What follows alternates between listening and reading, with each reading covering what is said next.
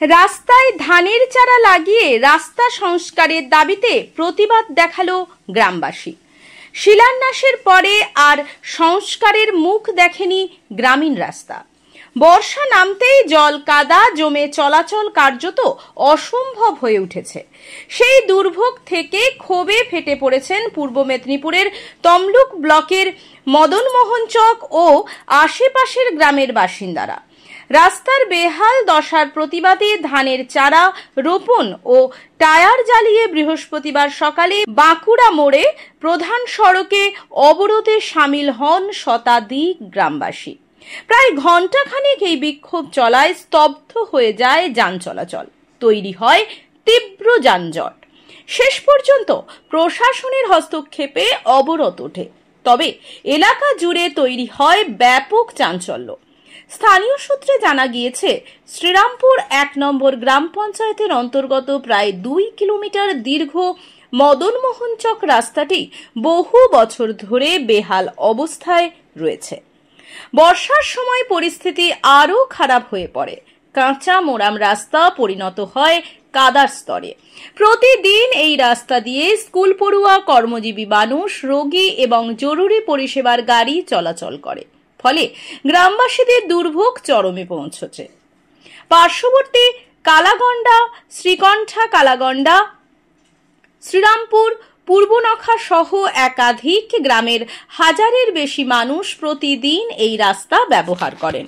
সম্প্রতি এক বৃদ্ধা রাস্তায় পিছলে পড়ে গুরুতর আহত হন, ভেঙে যায় তাঁর হাত। গ্রামবাসীদের অভিযোগ, ২০২২ সালে তৎকালীন বিডিও আনুষ্ঠানিকভাবে এই রাস্তা সংস্কারের শিলান্যাস করেন। নারকেল ফাটিয়ে ঘটা করে উদ্বোধন হলেও বাস্তবে আজও কাজ শুরু হয়নি। ফলে ৩ বছর পেরিয়ে গেলেও সমস্যার কোনো সমাধান মেলেনি।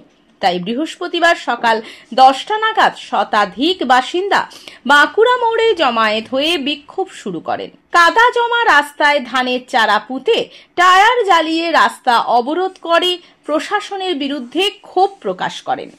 খবর পেয়ে তমলুক থানার পুলিশ ও প্রশাসনের আধিকারিকরা ঘটনাস্থলে পৌঁছে পরিস্থিতি নিয়ন্ত্রণে আনেন।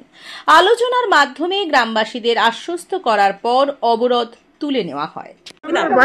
আমার বাড়ি মদনমোহন চক, বাঁকুড়া মোড়, মদনমোহন চক। আমরা এই রাস্তায় চলতে পারছি না, প্রচুর বিপদ হচ্ছে। এই রাস্তাতে আমরা খুব কষ্ট পাচ্ছি, প্রচুর লোকালিটি, রাস্তায় গাড়ি ফাড়ি যেতে পারছে না।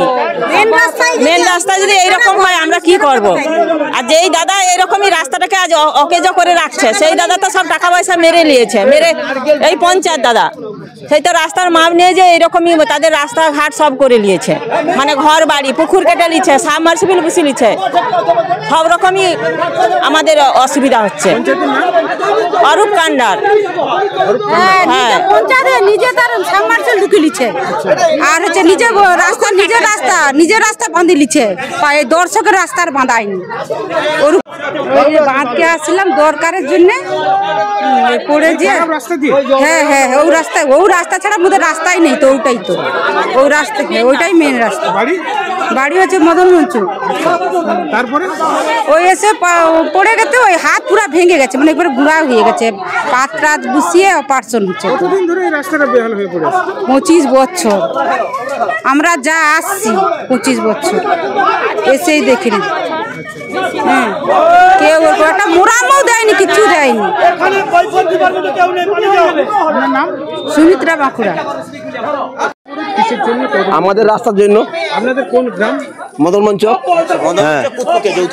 মদনমোহন চক পুতপুতে যৌথ, অনেক লোক চলে রাস্তায়। আজকে যেহেতু আমি বলছি, আজকে যেহেতু রাস্তা খারাপ, খালের পাড়ে পশ্চিম পাশ দিয়ে একটা রাস্তা আছে, অনেক মানুষ চলে এই রাস্তা খারাপের জন্য। 2020 সালে এই রাস্তা উদ্বোধন হয় পথশ্রী প্রকল্প, একদম বাঁকুড়া মোড় থেকে সামন্ত পাড়া অবধি। কিন্তু সেই রাস্তাটা কোথায় গেল? এটা আমার প্রথম বক্তব্য। আজকে আমার এখানে অনেক কারা থাকাকালীন উদ্বোধন করে, এটা আমার টিএমসি থাকা হচ্ছে। আধিকারিকরা কারা কারা ছিলেন? আধিকারিকরা প্রশাসনিক লেভেলে কারা কারা ছিলেন?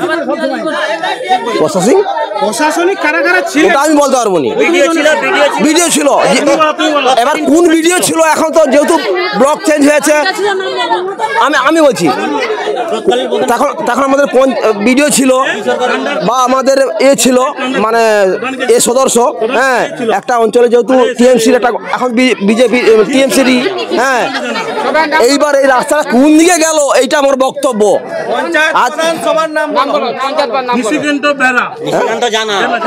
হ্যাঁ, নিশিকান্ত জানা আর হচ্ছে ভিডিও সাহেব ছিল, অরূপ কান্ডা ছিল প্রথম উদ্বোধন।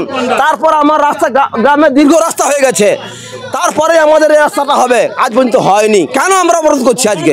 আমাদের কি দোষ? আপনার নাম? ঝন্টু বাঁকুড়া। হ্যাঁ,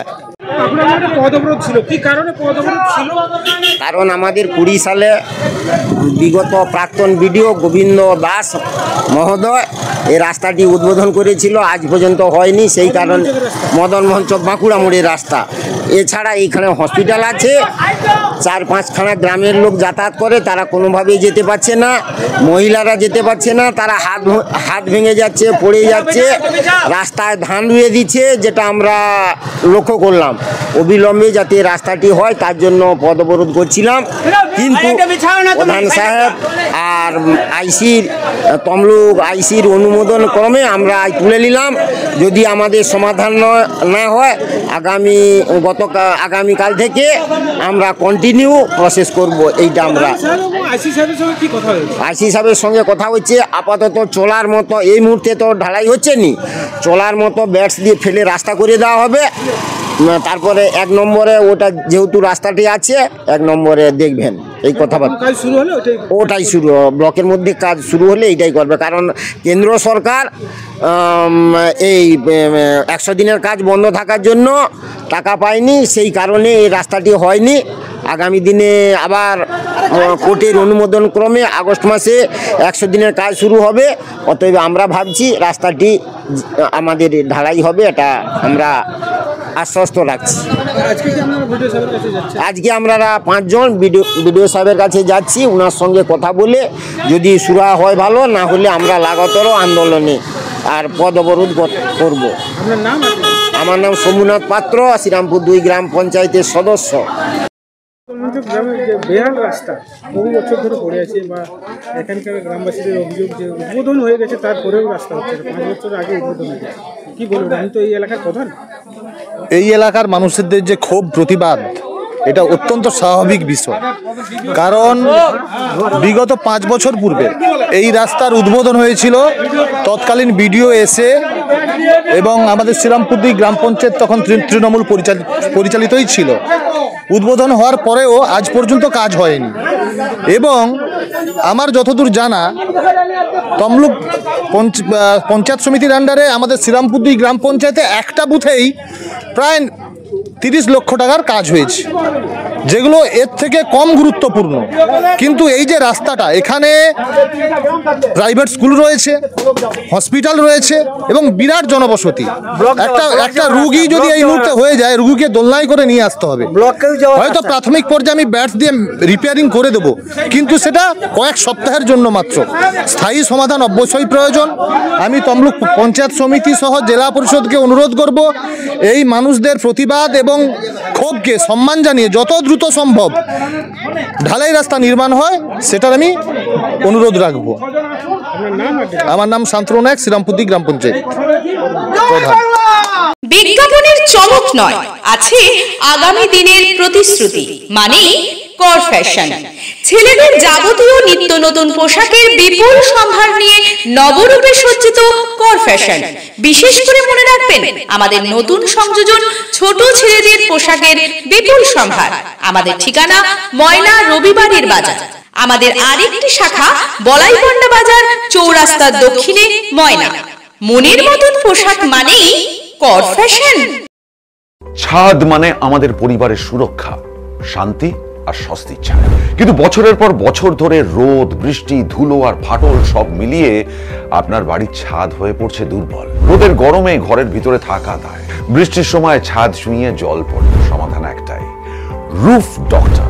রুফ ডক্টর নিয়ে এসেছে বাড়ির ছাদের ট্রিটমেন্ট পরিষেবা। Waterproofing, damp proofing, hit resistant coating, ফাটল সারানো, এমনকি প্রয়োজনে ছাদ পরিষ্কার।